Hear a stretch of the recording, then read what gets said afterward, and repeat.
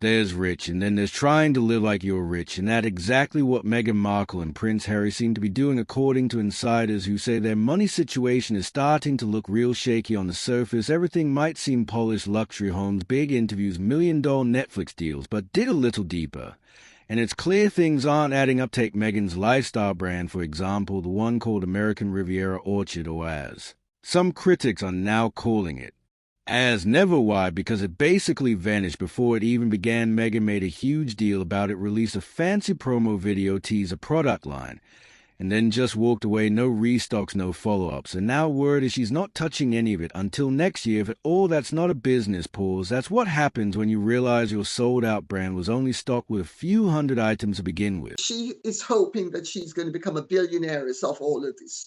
According to royal insider Lady Colin Campbell, Meghan and Harry seriously overestimated what they could pull off and underestimated how expensive this kind of thing really is. See, the strategy was to get Netflix to bankroll the brand under the same deal they'd signed for content. Meghan thought they'd be co-partners, like Netflix would foot the bill while she slapped her name on some jam jars, but Netflix, they weren't falling for that. Instead of funding the production of thousands of products, they reportedly backed just enough for a tiny initial batch. That's why Meghan could say everything sold out in 45 minutes. There was barely anything to sell in the first place. It's the kind of marketing spin you pull when you're desperate to paint failure as success. And now word is she's pulled the plug because she knows it's not making her any real money. But here's where it gets worse. Meghan and Harry have been spending like they're making Bezos money when they are probably sitting on less than a fraction of that. Harry, even with the cash from his memoir spare, is far from loaded. The book made noise, but it was heavily discounted. Publishers like Penguin Random House were reportedly losing money just to save face, pretending it was a hit. And sure, Harry got his cut,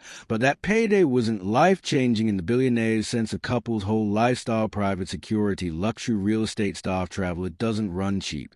And with their big deals either drying up or being restructured, it looks like they've started dipping into inherited money from Princess Diana and even the Queen Mother. You know things are tight when you're burning through legacy wealth just to maintain your image, ladies. He says they've been doing this for a while, quietly eating into capital to make ends meet. And no, Harry never had bottomless royal cash just because as a king's son people picture him sitting on some golden throne of wealth, but by American rich people standards is nowhere close. In fact, if they were just normal celebs without the royal drama, they'd probably be considered financially reckless. And now Meghan's pivoting again, this time toward fashion, but insiders are already questioning how she plans to pull that off. Launching a fashion line isn't cheap. You need production, distribution, marketing.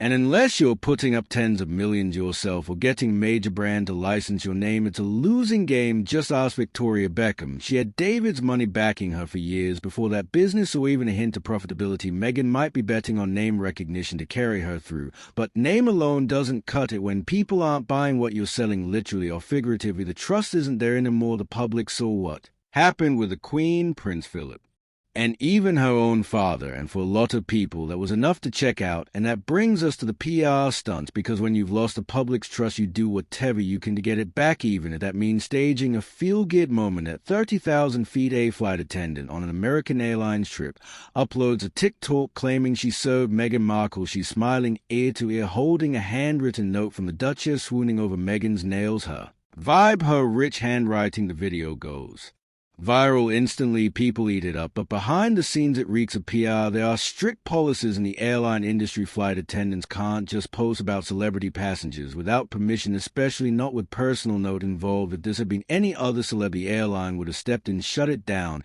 and possibly suspended the employee. But nothing happened. No official statement, no reprimand, just silence, which is exactly why so many believe it was orchestrated from the start. And it gets juicy around the same time that TikTok dropped. Other stories started surfacing, ones that painted Meghan in a much less flattering light, like how she reportedly treated flight crews on previous flights with entitlement and condescension. So what better way to counter that than with a smiling, adoring crew member publicly praising her for being so sweet and writing cute little notes? It's classic media strategy. Beat the bad press with a heartwarming distraction, but distraction only goes so far when the financial cracks are showing Meghan's next move into fashion isn't just a creative pivot, it's a financial gamble. She's not a designer, she doesn't have a fashion background, and unlike Victoria Beckham or Rihanna, she's not coming in with a clear identity or brand credibility, whereas insiders claim she tried to strong-arm her way into a major Vogue cover. That's right, she allegedly went head-to-head with Anna Wintour, demanding a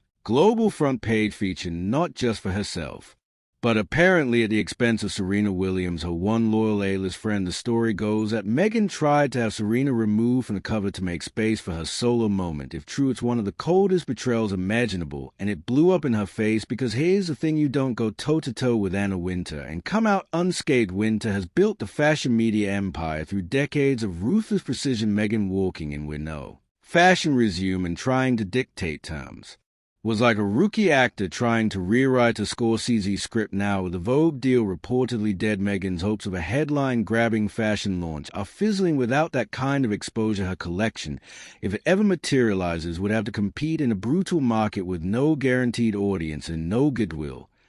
And unless she's ready to fork over millions of her own dwindling capital, she'll likely have to enter into licensing deals. That means her name slapped on clothes someone else designs, manufactures, and controls, while she takes a tiny cut. Even in the best-case scenario, we're talking about 3 to 5% royalties, maybe 10 if she negotiates like a shark.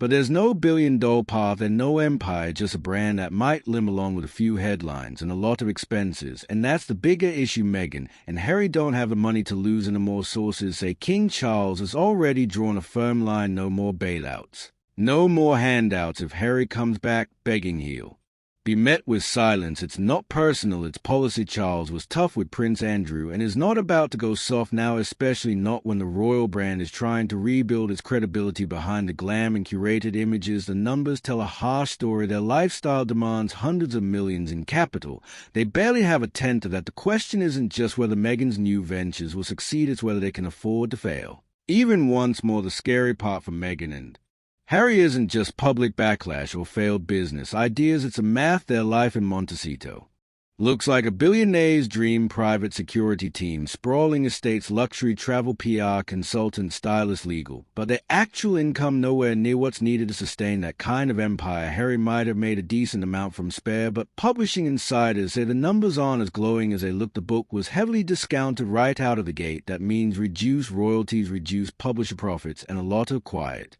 panic at Penguin Random House. Sure, Harry got his cut, but it wasn't the windfall they were probably banking on. Once you subtract taxes, agents, lawyers, and the cost of their lifestyle, it's a drop in the bucket. The inheritance money from Princess Diana and the Queen Mother is reportedly being used to keep things afloat. That's not passive income, that's capital. Once it's gone, it's gone. And the way they've been spending it doesn't sound like there's a long-term plan to build sustainable wealth. It's like they thought the fame would be enough to open doors forever. But Hollywood doesn't run on fairy tales, it runs on performance, and performance hasn't been their strong suit lately. The Netflix deal was their big ticket, a $100 million 0-cents partnership announced with fanfare, but behind the scenes insiders say Netflix was cautious from the start. The platform reportedly limited its investment in Meghan's American Riviera orchard because they saw the writing on the wall. Netflix is a business that doesn't gamble unless it sees a path to profit. If they thought Meghan's brand could become the next Goop or Skims, they would have backed it with real money, but they didn't. They barely funded the first batch of products, and now they pull back completely. If Netflix isn't playing ball, who will? Meghan is now scrambling to find new partners: fashion designers, private investors, licensing companies, anyone willing to take a chance on her name.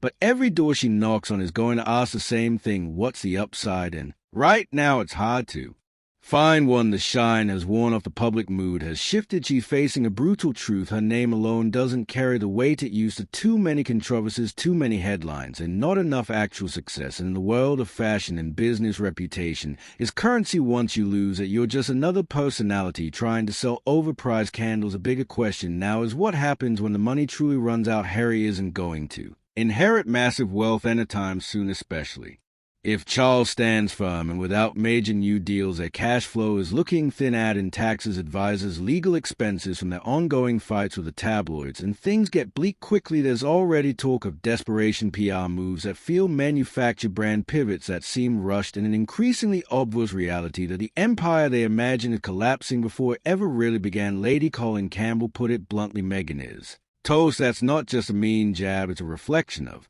how brutal the celebrity ecosystem can be when it turns on someone. One failed launch, one bad headline, and the opportunities dry up fast. The irony. They had the world's sympathy not long ago. They walked away from royalty with a once-in-a-generation media spotlight, but instead of building something quietly and smartly, they aimed straight for superstardom without the work to back it up. Now they're left juggling PR distractions, half-finished brands, and dwindling credibility. It's not about public opinion anymore, it's about survival, and unless something drastic changes, Meghan and Harry might be the first royals